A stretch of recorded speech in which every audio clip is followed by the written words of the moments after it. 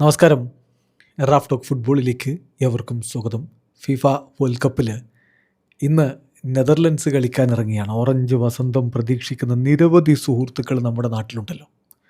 ഇന്ന് രാത്രി ഇന്ത്യൻ സമയം 1:30 എന്ന് പറഞ്ഞാൽ സാങ്കേതികമായിട്ട് നാളെ പുലർച്ചെ ഇന്ത്യൻ സമയം 1:30 നെതർലൻഡ്സും ജപ്പാനും തമ്മിൽ ഏറ്റുമുട്ടുന്നത്. ജപ്പാൻ, ഏഷ്യൻ പ്രതീക്ഷയായിട്ടുള്ള ജപ്പാൻ ഒരു കിടിലൻ പോരാട്ടമായിരിക്കും നടത്തുക എന്ന പ്രതീക്ഷയിൽ തന്നെയാണ് ആരാധകരുള്ളത്.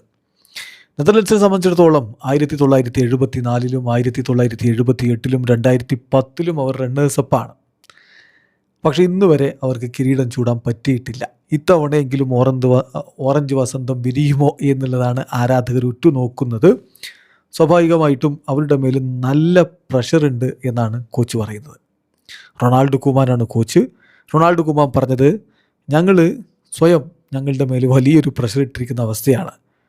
ഈ ടൂർണമെൻറ്റിൽ എത്ര ദൂരം പോകാൻ പറ്റുമോ അത്രയും ഞങ്ങൾക്ക് പോകണം. ഞങ്ങൾക്കൊരു സ്ട്രോങ് ടീമുണ്ട്. ഞങ്ങൾക്കറിയാം ഇമ്പ്രൂവ് ചെയ്യാൻ വേണ്ടി ഞങ്ങൾ എന്താണ് ചെയ്യേണ്ടതെന്ന്. അങ്ങനെ ഞങ്ങൾ ഇമ്പ്രൂവ് ചെയ്താൽ ഞങ്ങൾക്ക് റിയൽ ചാൻസ് ഉണ്ട് ഈ വേൾഡ് കപ്പിൽ എന്നാണ് റൊണാൾഡോ കുമാൻ്റെ പ്രസ്താവന. അതേസമയം അദ്ദേഹം പറയുന്നുണ്ട്, ഞങ്ങൾ ഇങ്ങനെ വലിയ സമ്മർദ്ദവും ടെൻഷനും ഒക്കെ പറയുമ്പോഴും ഗെയിം ബൈ ഗെയിം ആയിട്ട് എടുക്കുക. We need to take it one game at a time. We need to focus first on Japan. ആദ്യം ജപ്പാനെ ഫോക്കസ് ചെയ്യുക. ആ മത്സരം ഡിഫിക്കൽട്ടായിരിക്കും. സോ ഗെയിം ബൈ ഗെയിമായിട്ട് ഫോക്കസ് ചെയ്ത് മുന്നോട്ട് പോകാനാണ് പ്ലാൻ എന്ന് വളരെ കൃത്യമായിട്ട് റൊണാൾഡോ കുമാൻ പറയുന്നു. തീർച്ചയായിട്ടും അവർക്ക് മികച്ച താരങ്ങളുണ്ട്, ഹൈ പ്രൊഫൈൽ പ്ലേയേഴ്സ് ഉണ്ട്. വെർജിൽ വാൻ ഡൈക്കും അതുപോലെ മെംഫിസ് ഡിപ്പായും പിന്നെ തിയാനി റൈൻഡേഴ്സും കോഡി ഗാക്പോയും ഒക്കെ ഉണ്ട്.